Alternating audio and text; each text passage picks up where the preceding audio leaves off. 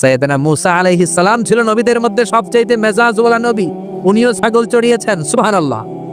উনি এত মেজাজওয়ালা ছিলেন, অন্যায় দেখলেই থাপ্পড় আছে না নাই, এক থাপ্পড় মেরে ফেরাউনের বাবুর্চিকে দুনিয়া থেকে বিদায় করে দিয়েছে। সবাই বললো এটা ফেরাউনের বাবুর্চি, দৌড় দাও। সাইয়েদনা মুসা বাঁচার জন্য দিলেন দৌড়। দৌড়াতে দৌড়াতে মিশর ছেড়ে সৌদি বর্ডারে ঢুকে গেছে। ওইটা আবার আরেক নবীর বাউন্ডারি, শুআয়ব আলাইহিস সালামের বাউন্ডারি। শুআয়ব আলাইহিস সালামের দুই মেয়েকে সাহায্য করলেন, কুয়া থেকে পানি তুলে দিলেন। মেয়েরা বলল চলেন আমাদের বাড়িতে চলেন। সাইয়েদনা মুসা ভাবলেন নতুন এলাকায় এসেছি, কাউকে চিনি না, ওদের বাড়িতে যাই। যাওয়ার পরে সাইয়েদনা শুআয়ব আলাইহিস সালাম মুসা আলাইহিস সালামের চেহারার দিকে তাকালেন। এট এ গ্ল্যান্সে ওমিয়া পুলিশ সিনে, সোর সিনে, আর নবী সিনে, যেরকম ঠিক কিনা? শুআয়ব আলাইহিস সালাম নিজে নবী, মুসা আলাইহিস সালামের চেহারার নূর দেখেই উনি বুঝে ফেললেন এটা ভাবি নবী, মানে ভবিষ্যতের নবী হতে যাচ্ছে। চিল্লায় বলেন আল্লাহু আকবার। শুআয়ব আলাইহিস সালাম প্ল্যান করে ফেললেন। দেখেন এক একজন নবী কি ভিশনারি ছিলেন। ওনার মেয়ের বয়স সফুরা, বয়স 8 বছর। ভাবলেন এই ছেলেটারে যদি 10 বছর কাজে খাটানো যায়, আমার মেয়ের বয়স এখন 8, 10 বছর পরে বয়স কত হবে? 18। বিয়ে দেওয়ার উপযুক্ত বয়স, যেরকম ঠিক কিনা? জামাই নবী পাওয়া যাবে। কি নবী? সুবহানাল্লাহ কইবেন না? শুআয়ব আলাইহিস সালাম বললেন থাকো, ছাগল চড়াও। আগামীকাল থেকে তোমার কাজ কি কাজ? আমার ছাগলগুলোরে চড়াও। যেই নবী রাগের চোটে মানুষের থাপ্পড় মেরে ফেলে, ওই নবীর দিছে ছাগল চড়াইতে। কি চড়াইতে? সাইয়েদনা মুসা আলাইহিস সালাম প্রথম দিন ডিউটি করতে গেলেন মরুভূমিতে। যে দেখে অনেক ছাগল খালি ভ্যা ভ্যা করে। কি করে? ডান দিকে ধরলে বাম দিকে দৌড় দেয়, বাম দিকে গেলে ডানে দৌড় দেয়। এত বড় শক্তিশালী নবীরে নাস্তানাবুদ করে ছেড়ে দেয় ছাগলগুলো। ঘামতে ঘামতে মুসা আলাইহিস সালাম শেষ। ডিউটি শুরু হলো, বছরের পর বছর যায়, নবী মুসার রাগও কমে না, ছাগল চড়ানো বন্ধ হয় না। আল্লাহর প্ল্যান, 10 বছর মুসা আলাইহিস সালামকে ছাগল চড়ানোর রাখালগিরির দায়িত্ব দিলাম, যাতে মেজাজটা ঠান্ডা হয়। কারণ ফেরাউনের মেজাজ নরম না গরম? ফেরাউনও গরম, মুসাও যদি গরম হয়, মারামারি আছে না নাই? এজন্য আল্লাহ বললেন ফাকুলা লাহু কাওলান লাইনান লাআল্লাহু ইয়াতাযাক্কারু আও ইয়াখশা। ও মুসা, তুমি আর তোমার ভাই হারুন আর তুমি দুইজনে মিলে ফেরাউনের কাছে যাও। তোমার মেজাজটা দিয়েছি গরম, কিন্তু জিহ্বা দিয়েছি নরম। নরম নরম জিহ্বা দিয়ে নরম ভাষায় দাওয়াত দাও। সুবহানাল্লাহ। এজন্য রব্বুল আলামিন চাইলেন ছাগল চড়াক। ছাগল চড়াতে চড়াতে মেজাজটা কিছুটা নরম হবে, যেরকম ঠিক কিনা? সাইয়েদনা মুসা আলাইহিস সালাম ছাগল চড়াতে লাগলেন। ডানে গেলেন, বায়ে যায়, বায়ে ধরলে ডানে যায়, খোয়ারের মধ্যে ঢুকানো যায় না। ওনার একটা লাঠি ছিল, ওই লাঠি দিয়ে পিটাইতে শুরু করলেন। পিটাইয়া ছাগলগুলারে আধামারা করে ফেলতেন উনি। এত মেজাজ ছিল, কিন্তু মেজাজ নরম হয় না। পিটাতে পিটাতে, ছাগল চড়াতে চড়াতে 10 বছরের ব্যবধানে মেজাজ কিছুটা নরম হয়ে গেল। সর্বশেষ দিন তিনি ডিউটি করতে গেলেন। সব ছাগলগুলোরে খোয়ারে ভরলেন, একটারে ছাড়াইটা দিছে দৌড়। ছাগলও দৌড়, নবীও দৌড়। ছাগলে দৌড়ায়, নবী মুসাও দৌড়ায়। দৌড়াতে দৌড়াতে উনার মেজাজ গরম। সাইয়েদনা মুসা আলাইহিস সালাম ভাবলেন আজকে মেজাজ গরম করা যাবে না, কারণ নরম করলে আমার ডিউটি শেষ। সুবহানাল্লাহ। এই ভেজাইলা কাম থেকে মুক্তি পাবো। সাইয়েদনা মুসা দৌড়ালেন, ঘামতে ঘামতে ক্লান্ত শ্রান্ত পরিশ্রান্ত, ছাগলের পেছনে দৌড়ায়। অনেক দূর যাওয়ার পরে ছাগলটারে খপ করে ধরেছে। এবার মনে খুব ইচ্ছা জাগতেছে মাথার উপর থেকে ধমাস করে আছাড় মারবে, কিন্তু আছাড় মারলে ডিউটির টাইম আরো বেড়ে যাবে, যেরকম ঠিক কিনা? সাইয়েদনা মুসা রাগের চোটে কি আর করবেন, ছাগলের 2 পা ধরে ঘাড়ের মধ্যে নিলেন। ছোট্ট বাচ্চারা ছাগলগুলোর এইভাবে নেয় না, ঘাড়ের মধ্যে নিয়ে শান্ত বালকের মতো সাইয়েদনা শুআয়ব আলাইহিস সালামের কাছে ফিরে আসলেন। চিল্লায়ে বলেন আল্লাহু আকবার। এজন্য সব নবী ছিল রাইল গানাম, ছাগল চড়াতেন। এই দুনিয়ার এমন কোন নবী নাই যেই নবীরে দিয়ে আল্লাহ ছাগল চড়ায় নাই, কারণ ছাগল সবচেয়ে টেরা জাতি। আবার মানুষের মধ্যেও কিছু টেরা মানুষ আছে না নাই? সোজাটা বোঝে না, বাঁকাটা, ভালোটা বুঝে না, মন্দটা, হকের কথা বলে না, শয়তানের দিকে দৌড়ায়, এরকম আছে না নাই? এজন্য আল্লাহ চাইলেন ছাগলকে আগে মানুষ করো, ছাগলগুলোরে ভালো করো, তখন মানুষগুলোকে ভালোভাবে মানুষ করতে পারবে। কোন ঠিক কিনা? মানুষ এমন প্রাণী, তাকে মানুষ বানাতে হয়। কুকুরের পেট থেকে বেরোলে ওটার নাম কি? মুরগির পেট থেকে বেরোলে ওটার নাম কি? ছাগলের পেট থেকে বের হলে ওটা ছাগল হয়। কিন্তু মানুষের পেট থেকে বের হলেই ওইটা মানুষ হয় না, ওটার মানুষ বানাইতে হয়। ঠিক কিনা? জোরে বলেন ঠিক কিনা? এই দুনিয়া এখন তো সেই দুনিয়া নাই, মানুষ নামের মানুষ আছে, দুনিয়া বোঝায়। সেই মানুষের ভিড়ে আমার আসল মানুষ নাই। চিল্লায় বলেন ঠিক কিনা? আসল মানুষের বড় অভাব। অন্যায় হয়, অপরাধ হয়, কিচ্ছু বলেন, এরকম আছে না নাই? আপনার মেয়ের বয়সে একটা মেয়েকে ধরে কিছু বকাটা ছেলে টিজ করে, ডিস্টার্ব করে, টিজ করে, জ্বালা যন্ত্রণা করে, কেউ কিছু বলে না, হেঁটে চলে যায়, আসে না নাই? আপনি ওখানে দাঁড়ান, আপনি বকাটে ছেলেগুলোর ধমক দেন, আপনারা 5 জন দাঁড়ালেই বকাটে ছেলেগুলো পালিয়ে যাবে, চিল্লায় বলেন ঠিক কিনা? সেই তো মানুষ যে অন্য মানুষের বিপদে এগিয়ে আসে, চিল্লায় বলেন ঠিক কিনা? এজন্য সে আসল মানুষ নাই, আসল মানুষের বড় দরকার। অন্যায় দেখলে থামিয়ে দেন, অন্যায় দেখলে এক হয়ে যান, অন্যায়কে থামিয়ে দেন। অনেক আগে খবর দেখতে যে টেলিভিশনে একটা অ্যাড দেখেছিলাম, সেখানে ওরা বলছে বুঝলাম আমরা একা কিন্তু সবাই মিলে কি একা? বুঝলাম আমরা একা কিন্তু সবাই মিলে কি একা? সবাই যখন একসাথে হয়ে যাবেন তখন একটা শক্তি আছে না নাই? এজন্য রাস্তাঘাটে অন্যায় দেখলে প্রতিবাদ করেন। কোনো মেয়েকে যদি টিস করে সেখানে দাঁড়ান, 10 জন যে বাঘের বাচ্চার মতো ওই জায়গায় দাঁড়িয়ে যান, বখাটেগুলো চলে যাবে, কোন ঠিক কিনা? মেয়েদের স্কুলের সামনে ছেলেগুলো ডিস্টার্ব করে ওখানে যেয়ে দাঁড়ান। বাসের মধ্যে অন্যায় হয় সেখানে দাঁড়ান, এলাকার মধ্যে অন্যায় হয় সেখানে যেয়ে দাঁড়ান। 10 জন যদি দাঁড়িয়ে যান, অন্যায় করার সাহস কেউ পাবে না, ঠিক কিনা? এটাই ছিল নবীদের কাজ, অন্যায়কে থামিয়ে দেয়া। সব নবীরা যখন হকের দাওয়াত দিতে এসেছে, তাদের উপর আযাব আর গজব নেমে এসেছে, জোরে বলেন ঠিক কিনা? ওয়ালাকাদ বা'আসনা ফি কুল্লি উম্মাতির রাসূলান আন ইবুদুল্লাহা ওয়াজতানিবুত তাগুত। রাব্বুল আলামিন বলেন, ওয়ালাকাদ বা'আসনা ফি কুল্লি উম্মাতিন রাসূলা, সব জাতির কাছে যখন নবী পাঠিয়েছি, আমি তাদেরকে বলেছি ইয়ানি আবুদুল্লাহ, আমার ইবাদত করো আর তাগুতের বিরোধিতা করো। তাগুতের বিরোধিতা করতে হবে, অন্যায়ের বিরোধিতা করতে হবে, কোন ঠিক কিনা? এটা সব নবীদের দাওয়াতি পয়গাম। অন্যায় যেখানে, নবীরা সেখানে শক্ত এবং বলিষ্ঠ কণ্ঠস্বর নিয়ে দাঁড়িয়েছে। তাগুত হচ্ছে তারা কোরআনের বিরোধিতা করে যারা, তাগুত হলো তারা ইসলামের বিপক্ষে থাকে যারা, তাগুত হচ্ছে তারা কোরআনকে পছন্দ করে না যারা, ইসলামের বিপক্ষে যারা, জোরে বলেন ঠিক কিনা? নবীরা যতক্ষণ সুন্দর সুন্দর কথা বলেছেন, ভালো আচরণের কথা বলেছেন, তাদের কোনো সমস্যা হয় নাই। নবীরা যখনই তাগুতের বিরুদ্ধে বলেছেন, অন্যায়ের বিরুদ্ধে বলেছেন, রাষ্ট্রীয় শক্তির বিরুদ্ধে কথা বলেছেন, তখনই নবীদের উপর আযাব আর গজব চেপে বসেছে, চিল্লায় বলেন ঠিক কিনা? এটা ছিল সব নবীদের উপর কমন। এমন কোন নবী নাই যেই নবীর উপর জুলুম আসে নাই, এমন কোন নবী নাই যেই নবীর উপর অত্যাচার আসে নাই। এটা ছিল নবীদের মধ্য থেকে সকল নবীদের কমন যেই 10টা বিষয়, তার সর্বশেষ বিষয় হচ্ছে আল মুআদা, নবীদের বিরোধিতা হয়েছে। কোন নবীরে আহলান সাহলান বলে কেউ রিসিভ করে নাই, নবীর জন্য রেড কার্পেট রিসিপশন দেয় নাই, নবীরে লাল গালিচা সংবর্ধনা দেয় নাই, বরং নবীর বিরোধিতা করেছে এমন এক শ্রেণীর লোক সমাজে আছে না নাই? এজন্য নবীদের জীবনী থেকে আমাদের প্রথম শিক্ষা হলো নবীরা আমাদের মডেল। নবীরা আমাদের কি? চিল্লায় বলেন আমাদের মডেল কারা? নবীরা। চিল্লায় বলেন আমাদের মডেল কারা? নবীরা আমাদের মডেল। তাদের জীবনী থেকে আমাদের শিক্ষা নিতে হবে। আল্লাহ বললেন ফাসবির কামা সাবারা উলুল আজমি মিনার রাসূল।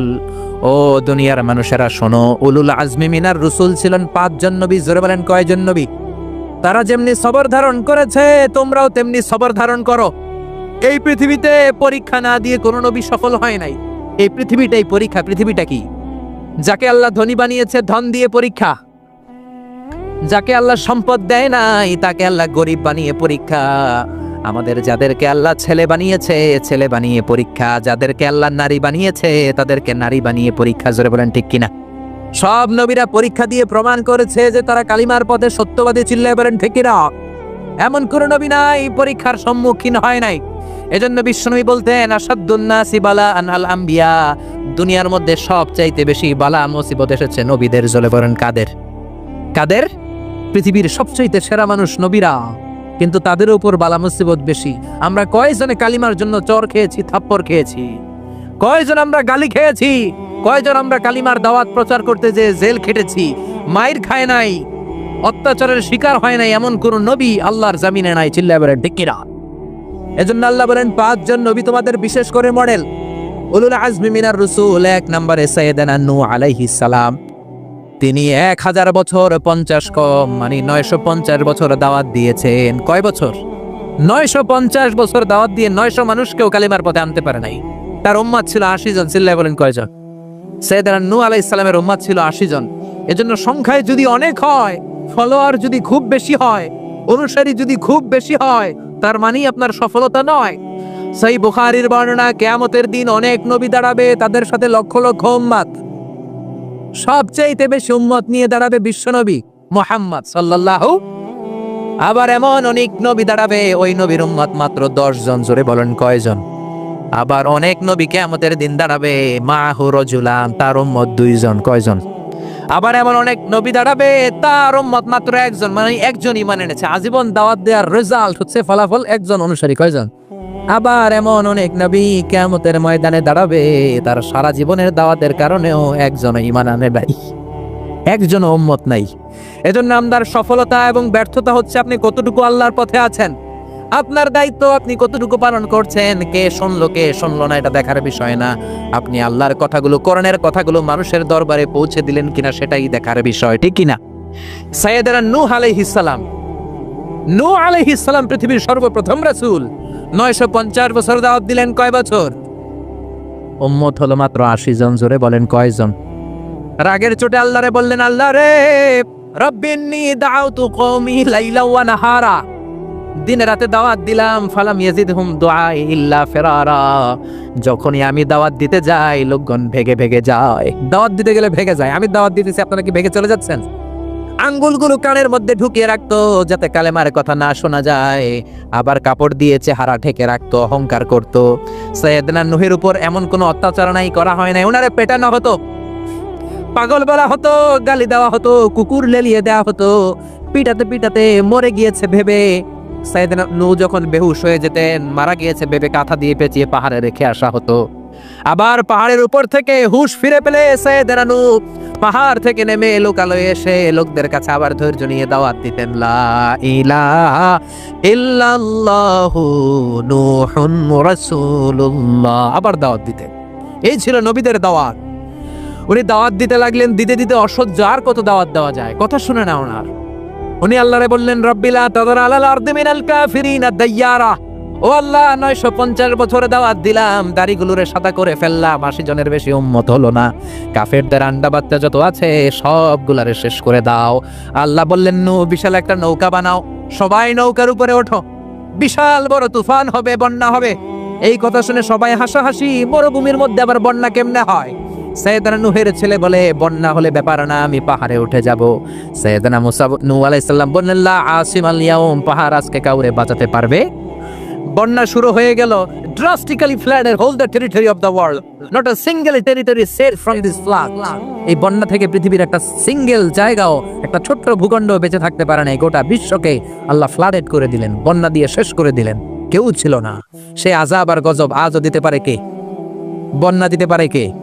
সাইয়েদনা নূহ আলাইহিস সালাম দাওয়াত দিলেন, তারা নাফরমানি করলো, নাফরমানির জন্য আল্লাহ আযাব দিলেন। ওই নাফরমানি যদি চলতে থাকে, আযাব আর গজব আছে না নাই?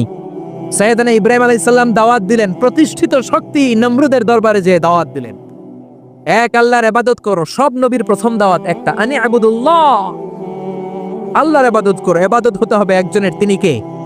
চাইতে হবে একজনের কাছে, তিনি কে? নাকি খাজাবার কাছে চাইবেন?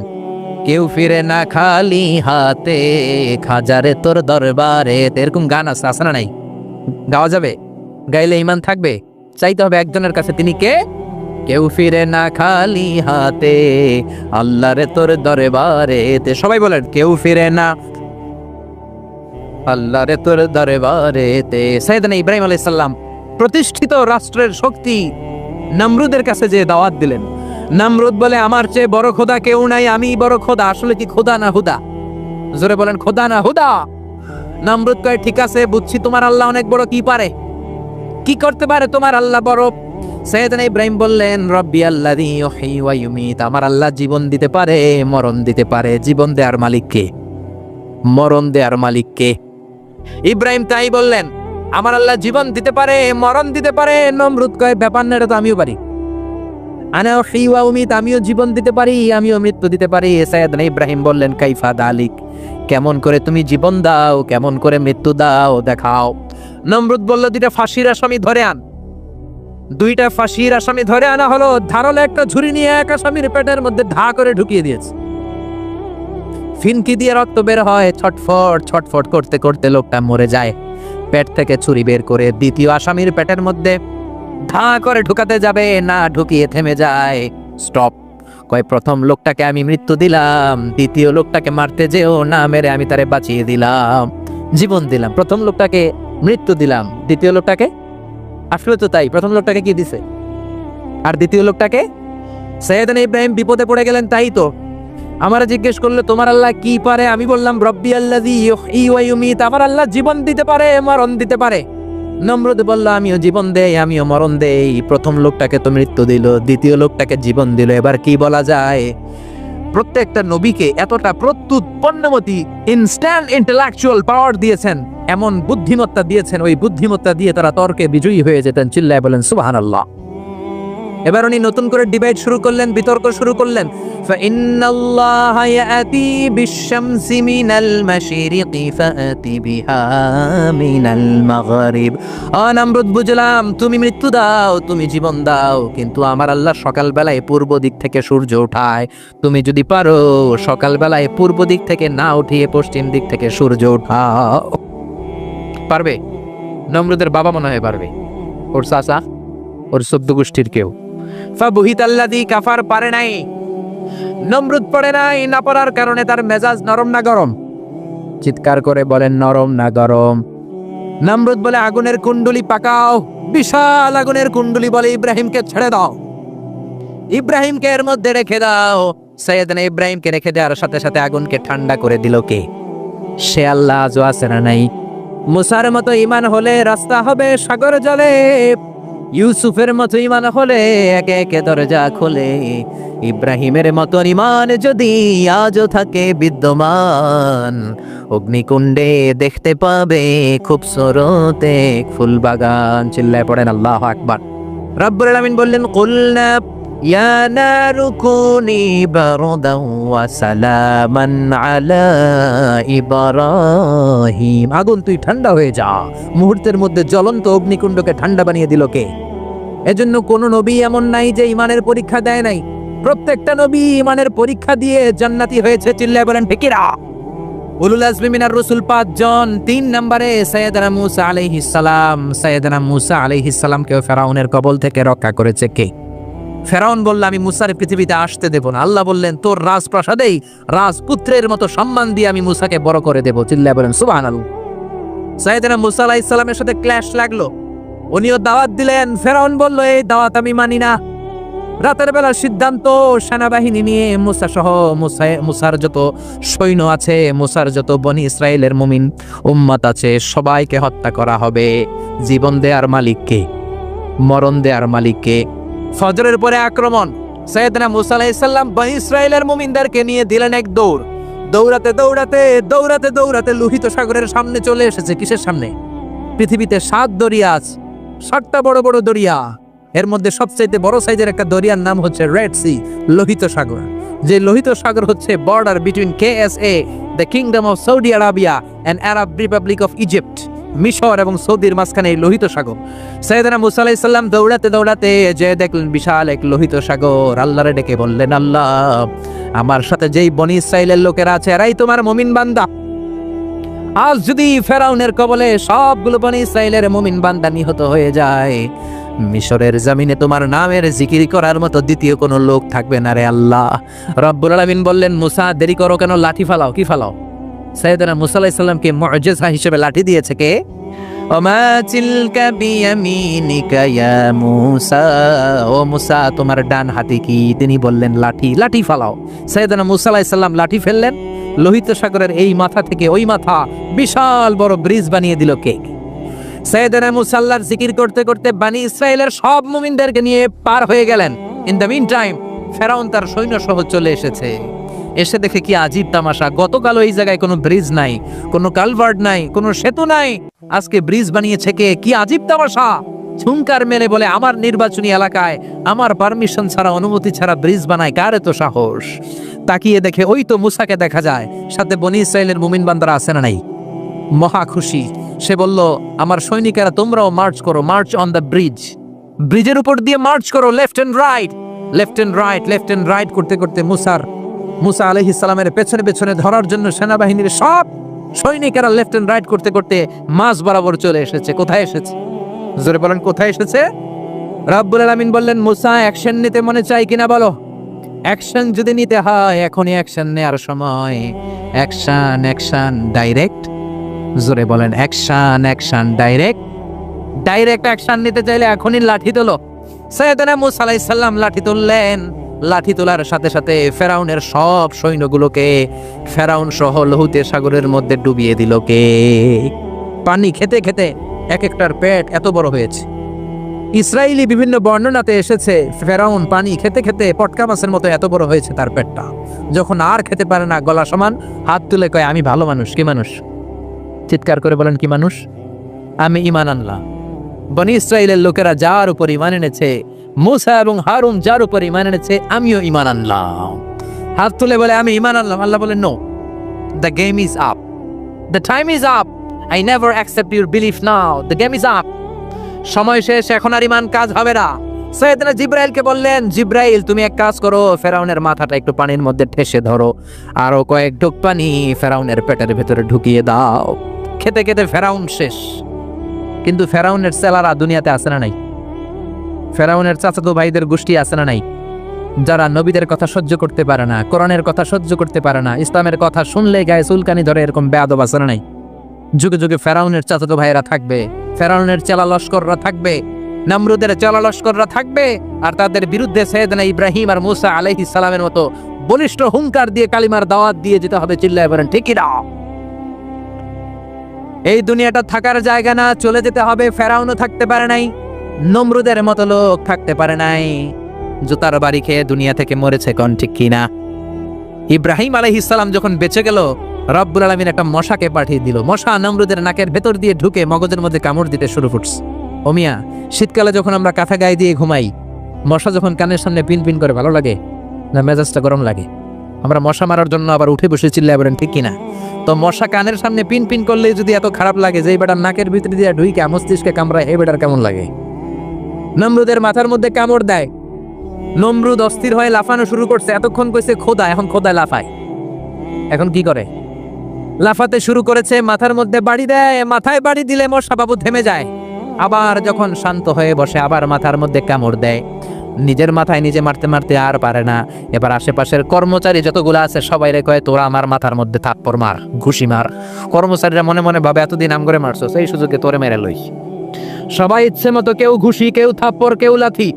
তারপরেও মশা বেরোয় না, কারণ মশা ঢুকছে কার অর্ডারে? এই মশা বেরো হবে কার অর্ডারে? এবার ফেরাউন কয়, আমারে জুতা মার। কি মার? আমরা পরি প্লাস্টিকের জুতা, চামড়ার জুতা। আগে পড়তো খরমের জুতা। খরম বানায় কি দিয়া? কাঠ দিয়ে বানায়। খরমের জুতা দিয়ে কর্মচারীরা মাথার মধ্যে আঘাত দেয়। জুতার বাড়ি খেয়ে নমরুদ দুনিয়া থেকে বিদায় হয়ে যায়। আর নমরুদের নাকের ভেতর থেকে আল্লাহর সৈনিক মশা উড়াল দেয়। সুবহানাল্লাহ। এজন্য মশাও আল্লাহর সৈনিক। জুনদুম মিন জুনুদিল্লাহ।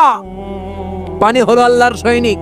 বঙ্গোপসাগরের সামনে যে নাচানাচি করে, দুনিয়া কে মজা লেলো, দুনিয়া তোমারই হে, নাচানাচি করে, বেহায়াপনা করে, উলঙ্গপনা করে, কিন্তু রব্বুল আলামিনের একটা অর্ডারের মাধ্যমে সাগরের পানি এসে সবগুলোর জামিনে ঢুকিয়ে দিতে পারে। ঠিক কি না? এই যে ভূমিকম্পগুলো হয়, 1 সেকেন্ডের ব্যাপার। 1 সেকেন্ডে পুরো পৃথিবী কেঁপে যায়। একটা ধাক্কায় হাজারো মানুষ সাগরের পেটের ভেতরে ঢুকে যেতে পারে, কোন ঠিক কিনা? এই বাতাস আল্লাহর সৈনিক, সাগরের পানি আল্লাহর সৈনিক, এই জমিন আল্লাহর সৈনিক। আকাশের মধ্যে বাতাসে যে মশা ভেসে বেড়ায়, মশাগুলো ঘুরে বেড়ায়, মশাও আল্লাহর সৈনিক। ঠিক কিনা? 3টা শিক্ষা নবীদের জীবনী থেকে। নাম্বার 1, নবীর আমাদের মডেল। ঠিক কিনা? 2 নাম্বার, ফাসবির কামা সাবারা উলুল আজমি মিনার রাসূল। নবীরা যেমনি ধৈর্য ধারণ করেছে, আমাদেরকেও সেভাবে ধৈর্য ধারণ করতে হবে। ঠিক কিনা? 3 নাম্বার, প্রত্যেকটা নবীর জীবনী, যে 25 জন পয়গম্বরের কথা আল্লাহর কোরআনে পাওয়া যায়, এই 25 জন নবীর নাম সহ জীবনী আমাদের ছেলে মেয়েদেরকে পড়াতে হবে। রাজি আছেন? রাজি আছেন সবাই? মাফ করতে আল্লাহর বড্ড ভাল লাগে। চোখের পানি দেখতে আল্লাহর বড্ড ভাল লাগে। কায়মনোবাক্যে কেউ দোয়া করছে, এই দৃশ্য দেখতে আল্লাহর ভালো লাগে। চিল্লায় বলেন সুবহানাল্লাহ। এজন্য পাপ আমাদের যত বড় হোক, আমাদের জন্য মাফ আছে না নাই? 2টা সময়ে তাওবা কবুল হয় না। 1 নাম্বার হলো বাদাল গারগারা, মালাকুল মাউতকে দেখে ফেলেছেন, রূহ ধরে টান দিবে, তখন তওবা করলে কবুল হবে। আরেকটা হচ্ছে বাদা তুলুই শামসি মিন মাগরিবিহা, কিয়ামতের আগ দিয়ে সূর্য আর পূর্ব দিক থেকে উদিত হবে না, এটা পশ্চিম দিক থেকে উদিত হবে, তখন তওবা করলে কবুল হবে। তখন তওবার দরজাকে বন্ধ করে দিয়েছে কে? এজন্য আমরা যে কোনো পাপই করি না কেন, পাপ হয়েই যেতে পারে, আশা হারানোর কারণ নাই। Never lose hope, never give up. মুমিন কখনো আশা হারায় না, মুমিন কখনো নিরাশ হয় না। মুমিনের আশা ভরসা একটা সত্তার উপরে। চিৎকার করে বলতে হবে তিনি কে? এজন্য পাপ হওয়ার সাথে সাথে আমরা তওবা করব কার কাছে? বিশ্বনবী বললেন কিছু কিছু কাজ আছে এগুলো হয়ে যাওয়ার পরে দেরি করা যায় না। এক নম্বরে নামাজের ওয়াক্ত হলে দেরি করা যায় না, ঠিক কিনা? সালাতে কায়েম করো, সালাতে কায়েম করো, হবে সম্মানী তুমি, হবে জান্নাতি তুমি, হবে সম্মানী তুমি, হবে জান্নাতি তুমি। দিবে কাল হাসরে শীতল ছায়া আরো সে আজিম, রব্বিয়াল আলা রব্বিয়াল আজিম, রব্বিয়াল আলা রব্বিয়াল আজিম। সুবহানাল্লাহ পড়েন। নামাজের সময় হওয়া মাত্র দেরি নাই, তাজহিজুল মাইয়িত, মারা গেলে লাশ রেখে দেওয়া যায় না, তাড়াতাড়ি দাফন করে দাও। নামাজের সময় হলে নামাজ পড়ো, দেরি করো না। মানুষ মারা গেলে দাফন করতে দেরি করো না। বান্দা যদি পাপ করে ফেলে তওবা করতে দেরি করো। এজন্য পাপ করার সাথে সাথে তওবা করার দরকার আছে না নাই? এখন তওবা যে করব কোন সিস্টেমে করব? কোন সিস্টেমে? ভুল হওয়া মাত্রই আপনি অনুতপ্ত হয়ে চোখের পানি ছেড়ে আল্লাহর কাছে মাফ চান, আল্লাহর কাছে ক্ষমা চান, এটার নামই তওবা। আমাদের দেশে হুজুরাই না তওবা পড়ায়, আছে না নাই? আনন্দপুরে এগুলা নাই, আছে না? কয় ইমাম সাহেব রে নিয়ে আয়, খতিব সাহেব রে নিয়ে আয়, হাফেজ সাহেব হুজুরে নিয়ে আয়, তওবা পড়া। না, তওবা পড়ানো লাগে না, আপনার নিজের তওবা আপনি নিজেই পড়বেন। আপনি অনুতপ্ত হয়ে চোখের পানি ছেড়ে আপনার আল্লাহরে ডাক দেন, ডাক দেয়া মাত্র তিনি সাড়া দিবে। চিল্লায় বলেন ঠিক কি না? ওলামা একরামরা তওবার 5টা শর্ত আরোপ করেছে। এই 5টা শর্তের আলোকে যদি তওবা করেন মুহূর্তের মধ্যেই তওবা কবুল করে নিবে কে? এক নাম্বার শর্ত হচ্ছে আল ইকরা, acknowledgement. You have to acknowledge that you are the great sinner in the world. এই পৃথিবীর সবচেয়ে বড় পাপী। 5টা শর্তের এক নাম্বার হচ্ছে আপনি স্বীকার জান, আল্লাহ আমার চেয়ে বড় পাপী আকাশের নিচে জমিনের উপরে দ্বিতীয়টা নাই। এমন কোনো পাপ নাই যে আমি করি নাই। আমার চেয়ে নাদান, আমার চেয়ে পিশাচ, আমার চেয়ে বড় পাপী দ্বিতীয়টা কেউ। অ্যাকনলেজ ইউর সিন, আপনি আপনার পাপগুলো স্বীকার করেন। নাম্বার 1। নাম্বার 2, আন-নাদাম, repentance. You have to be repentant for what you have committed from sins. যে পাপ করেছেন এই পাপের জন্য আপনি লজ্জিত হন। আপনি নিজেকে আল্লাহর কাছে ছোট করে পেশ করেন, আল্লাহরে ডেকে বলেন, আল্লাহ আমি আপনার গোলাম, গোলামের ঘরের গোলাম, বান্দির ঘরের গোলাম, আমারে মাফ করে দেন, আমি লজ্জিত, আমি অনুতপ্ত। তাহলে 1 নম্বর শর্ত আপনি ঘোষণা দেন যে আপনি পাপ করেছেন। 2 নম্বর শর্ত আপনাকে অনুতপ্ত হতে হবে যে আল্লাহ আমি পাপ করে ফেলেছি। 3 number, you have to stop what you have committed. যে পাপ আপনি শুরু করেছেন এটা বন্ধ করে দেন। আপনি সুদের জন্য সুদ খাইছেন, আল্লাহর কাছে তওবা করলেন, আবার সুদ খাওয়া চালিয়েও যাচ্ছেন, এই তওবা কবুল হবে? সুদ খাওয়া আগে বন্ধ করেন। আপনি ঘুষ খেয়েছেন, এই ঘুষ খাওয়ার কারণে আপনি আল্লাহর কাছে তওবা করলেন কিন্তু ঘুষ খেয়েই যাচ্ছেন, এই তওবা কবুল হবে? 3 নাম্বার হচ্ছে you have to stop what you have committed. আপনি যেই পাপ করেছেন এটাকে বন্ধ করেন। 4 নাম্বার শর্ত, you have to hate what you have committed. আপনি যেই পাপটা করেছেন এটাকে মন থেকে ঘৃণা করেন, ওইটারে মন থেকে ঘৃণা করতে হবে। 5 নাম্বার শর্ত হচ্ছে you have to determine that you never repeat this sin again. আল্লাহর কাছে ওয়াদা দেন, কমিটমেন্ট দেন যে আল্লাহ পারতপক্ষে আমার জীবনে আর এই কাজটা করব। এই 5টা শর্তের আলোকে তওবা করলে কবুল করবে কে?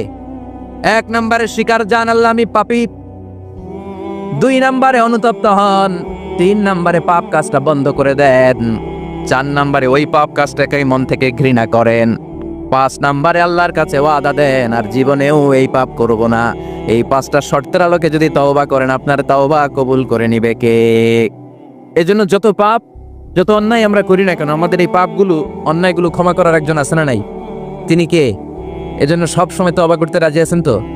প্রতিদিন শত শতবার তওবা করতে রাজি আছেন? প্রতিদিন শত শতবার ইস্তেগফার পড়তে রাজি আছেন? বিশ্বনবী প্রতিদিন 70 বারেরও বেশি ইস্তেগফার পড়তেন। শুধু টয়লেটে যে মুহূর্তে থাকতেন ওই মুহূর্তে পড়তেন না। টয়লেটে ঢোকার মুহূর্তে বিশ্বনবী ইস্তেগফার পড়তে পারতেন না, তাই টয়লেট থেকে বেরোয়েই তিনি ইস্তেগফার পড়তেন। তিনি পড়তেন গফরানাক। কি পড়তেন? গফরানাক মানে হলো আস্তাগফিরুল্লাহ। গফরানাক মানে কি? গফরানাক মানে আল্লাহ আমি আপনার ক্ষমা চাই, মানে আস্তাগফিরুল্লাহ। আবার বিশ্বনবী বলতেন মান লাযামাল ইস্তিগফার জাআলাল্লাহু লাহু মিন কুল্লি দিকিন মাখরাজা। যে ব্যক্তি সব সময় ইস্তেগফারের সাথে লেগে থাকে তাকে সব সময় বিপদ থেকে মুক্তি দিবে কে?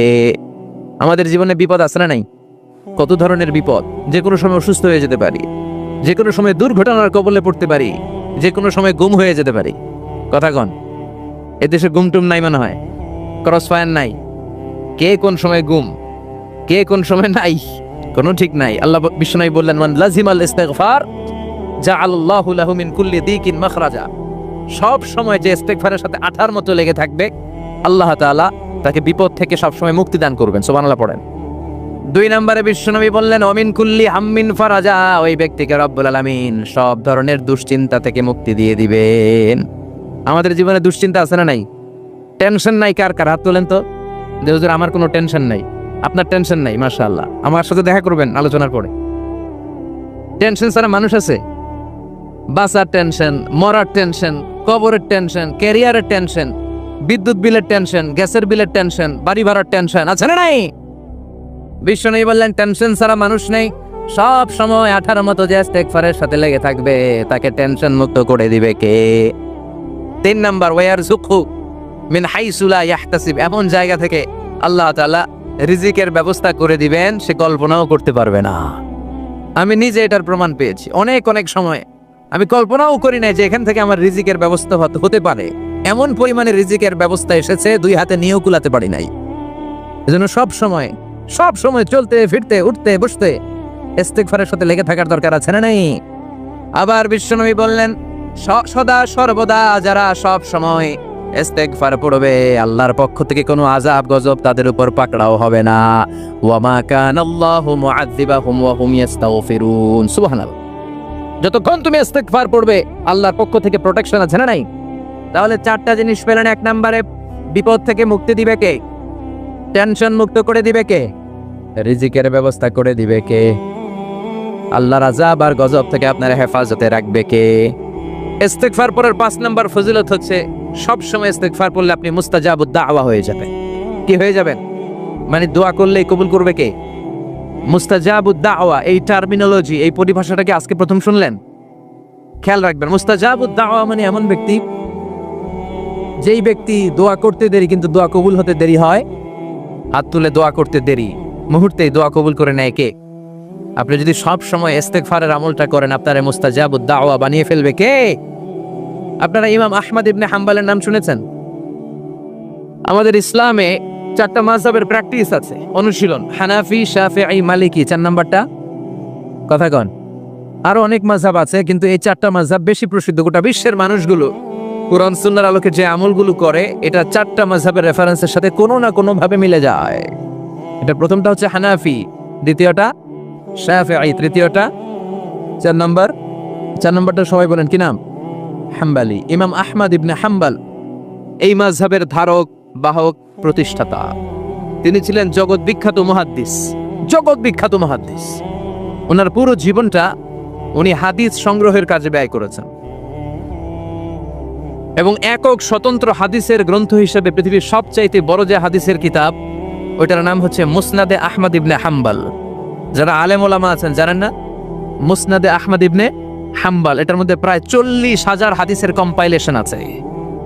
সুবহানাল্লাহ, বাড়িতে গিয়ে বললেন এত বিশাল হাদিসের গ্রন্থের রচয়িতা। ওনার শেষ জীবনে উনি হাদিস সংগ্রহের জন্য সফর করতেন। শীতের এক রাতে তিনি সফরে বেরিয়েছেন। এক মসজিদে মাগরিব আর এশার সালাত পড়ে তিনি ভাবলেন ফজরের সালাতে এই মসজিদে পড়ে সকালবেলা বেরোবো, যেহেতু বাইরে শীত, কই আর যাব।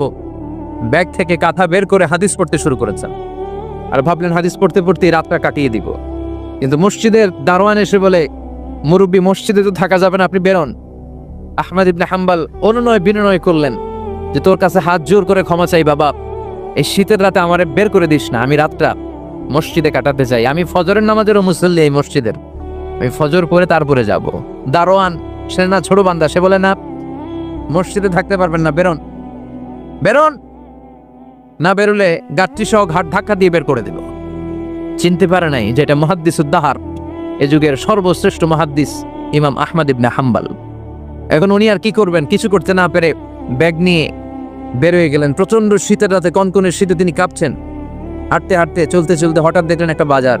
ওই বাজারে এক খাব্বাজ, রুটির দোকানদার, শাবুন খাব্বাজ, যুবক রুটি বানাচ্ছে।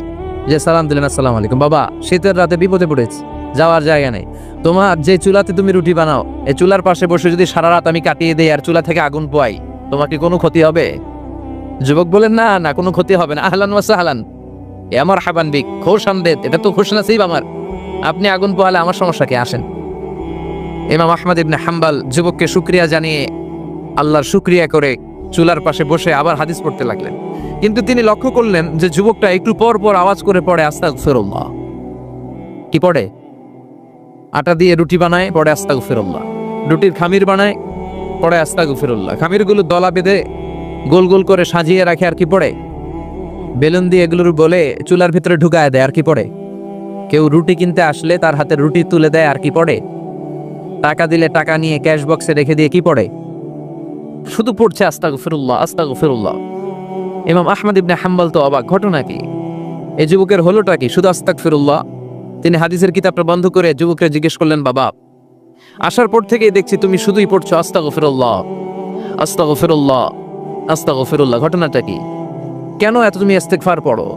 যুবক বলল, এটা আমার একটা চিরাচরিত আমল, সব সময় আমি এই আমলটা করি। আমি সব সময় ইস্তেগফারের সাথে আঠার মতো লেগে থাকি, আর সব সময় ইস্তেগফার পড়ার কারণে আল্লাহ তাআলা আমাকে মুস্তাজাবুদ দাওয়া বানিয়ে দিয়েছে। মানে আমি দোয়া করলেই দোয়া কবুল হয়ে যায়। এই জীবনে আমি যত দোয়া হাত তুলে করেছি, মুহূর্তের মধ্যে আমার দোয়াগুলো কবুল করে নিয়েছে কে?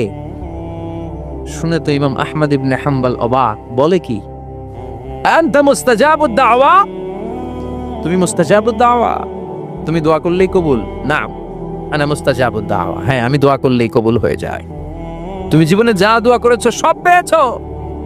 হ্যাঁ, আমি জীবনে যা দোয়া করেছি আমি সব পেয়েছি। সব দোয়া কবুল হয়েছে আমার জীবনে, শুধু একটা দোয়া ছাড়া। ইমাম আহমদ ইবনে হাম্বলের কৌতূহল আরো বেড়ে গেল। সব দোয়া তোমার কবুল হয়েছে, একটা দোয়া কবুল হয় নাই, সেটা আবার কি? যুবক বলতে আরম্ভ করলো, আমার যে দোয়াটা কবুল হয় নাই সেটা হচ্ছে আমি আল্লাহর কাছে অনেকবার দোয়া করেছি, আল্লাহ, শুনেছি এই জামানার সবচেয়ে বড় মুহাদ্দিস, তার নাম নাকি ইমাম আহমদ ইবনে হাম্বল। আল্লাহ, তোমার কাছে আমার আকুতি, তোমার কাছে আমার মিনতি, আমি যেন এত বড় মুহাদ্দিসের হাতে হাত রেখে মুসাফা করতে পারি আর তার কপালে একটা চুমু দিতে পারি। আমার এই দোয়াটা আজও কবুল হয় নাই। আজও আল্লাহ তাআলা এই দোয়াটা কেন যে কবুল করেন আমি জানি না। একথা শুনে ইমাম আহমদ ইবনে হাম্বল আবেগপ্রবণ হয়ে গেলেন, আর নিজেকে ধরে রাখতে পারলেন না, চোখের পানি ছেড়ে দিলেন, আর বললেন, ইয়া শাব, হে যুবক, আহমদ ইবনে হাম্বলের সাথে দেখা করার জন্য তোমার আহমদ ইবনে হাম্বলের দরবারে যাওয়ার দরকার নাই, তোমার এই দোয়াটাও আল্লাহ কবুল করে নিয়েছে। আহমদ ইবনে হাম্বল দেখা দেওয়ার জন্য তোমার দরবারে ছুটে এসেছে। আনা আহমদ ইবনে হাম্বল মুহাদ্দিসুদ দাহর, আমি হচ্ছে আহমদ ইবনে হাম্বল। যুবকও নিজেকে ধরে রাখতে পারে না, চোখের পানি ছেড়ে দিয়ে ওই যুগের সবচাইতে বড় মুহাদ্দিসকে জড়িয়ে ধরে হাতের মধ্যে হাত রেখে মুসাফা করে আহমদ ইবনে হাম্বলের কপালে চুমুকে দেয়, আর আহমদ ইবনে হাম্বলের কাছে দোয়া চেয়ে বলল, ইমাম, রব্বুল আলামিন আমার জীবনের কোন দোয়া আজকে আর বাকি রেখে দেন নাই। এই যেই দোয়াটা বাকি ছিল এই দোয়াটাও আল্লাহ কবুল করে নিয়েছে। এই দোয়াটাও কবুল, মুস্তাজাবুদ দাওয়া।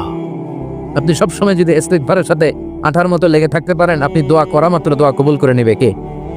এজন্য সব সময় অবসরে বসে আছেন, বাস স্টেশনে বসে আছেন, সিএনজিতে চড়ে এক জায়গা থেকে আরেক জায়গায় যাচ্ছেন, বিছানায় শুয়ে আছেন, পড়বেন আস্তাগফিরুল্লাহ। কি পড়বেন? প্রাণ খুলে মন থেকে আওয়াজ করে সবাই পড়েন আস্তাগফিরুল্লাহ।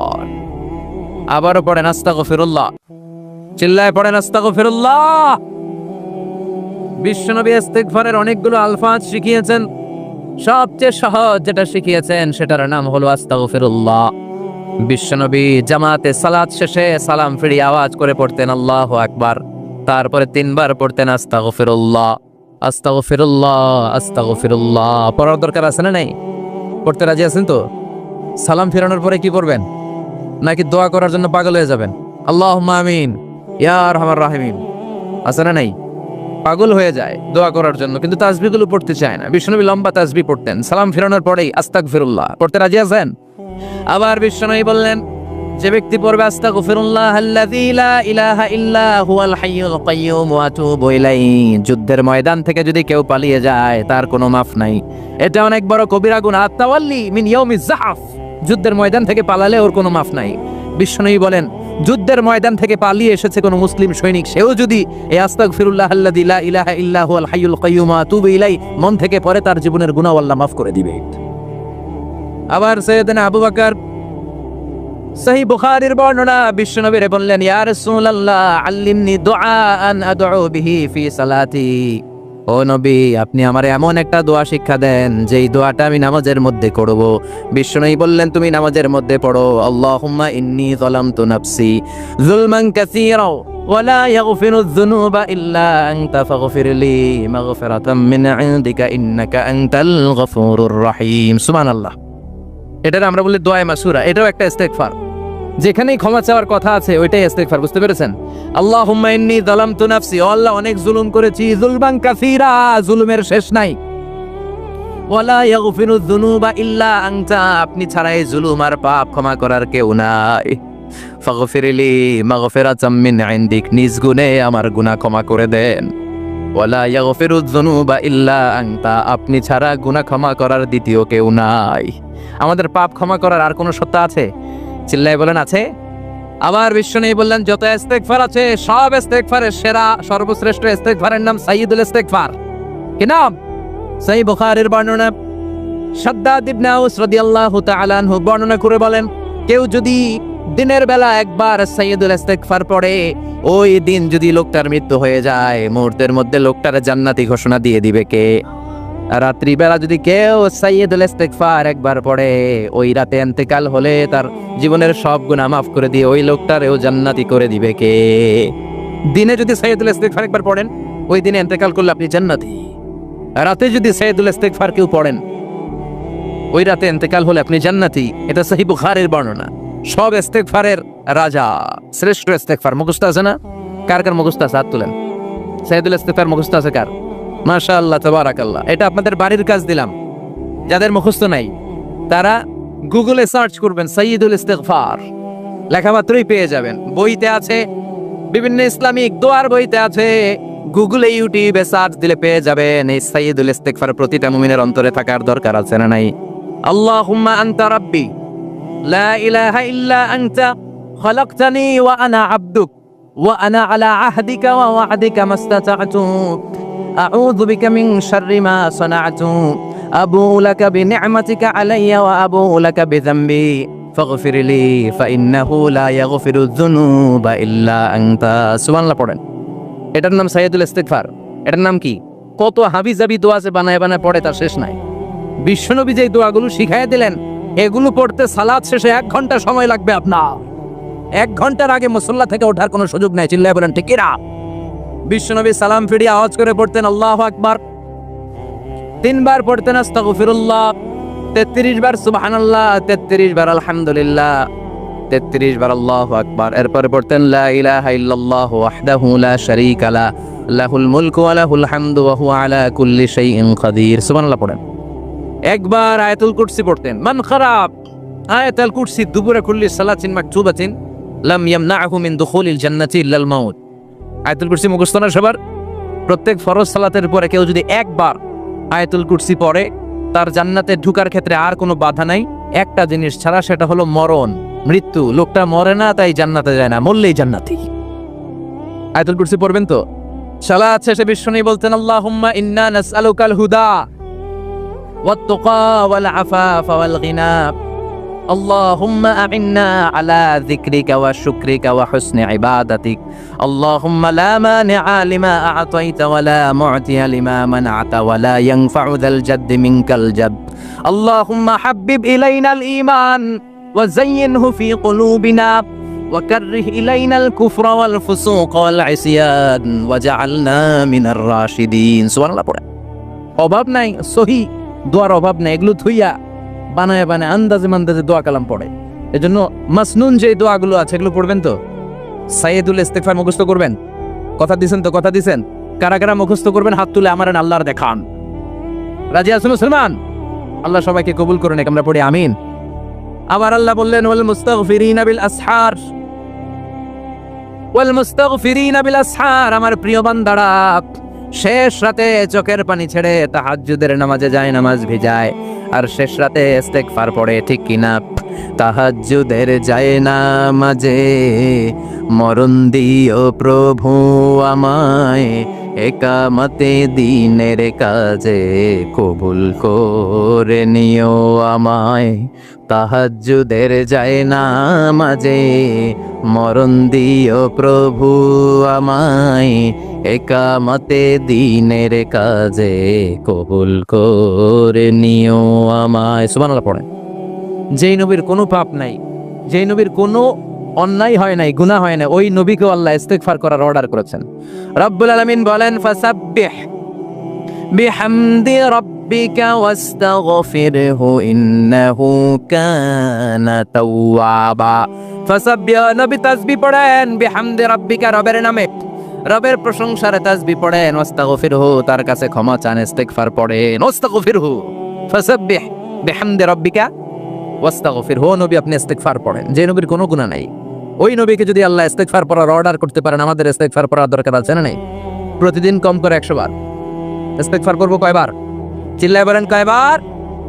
আওয়াজ করে সবাই আবার পড়েন আস্তাগফিরুল্লাহ, আর জোরে পড়েন আস্তাগফিরুল্লাহ। এজন্য পাপ হোক, অন্যায় হোক, শয়তানের ওয়াসওয়াসায় পড়ে নামাজ ছেড়ে দিয়েছি, মিথ্যা কথা বলেছি, আব্বা আম্মার সাথে বেয়াদবি করেছি, জুলুম করেছি, মুহূর্তেই চোখের পানি ছেড়ে 2 রাকাত নামাজ পড়ে তওবা করে ইস্তিগফার পড়ে ক্ষমা চাইবো কার কাছে? চিল্লায় বলেন কার কাছে? এগুলো হচ্ছে মুমিনের হাতিয়ার। এই তাওবা, এই ইস্তিগফার, this is the weapon of believers. এগুলো বিশ্বাসীদের হাতিয়ার। তলোয়ার, ড্রোন হামলা, মিসাইল, AK-47 এগুলো আমাদের হাতিয়ার নয়। আমাদের আসল হাতিয়ার হচ্ছে তাওবা, আমাদের আসল হাতিয়ার হচ্ছে ইস্তিগফার, আমাদের আসল ওয়েপন হচ্ছে জিকির। চিল্লায় বলেন ঠিক কিনা?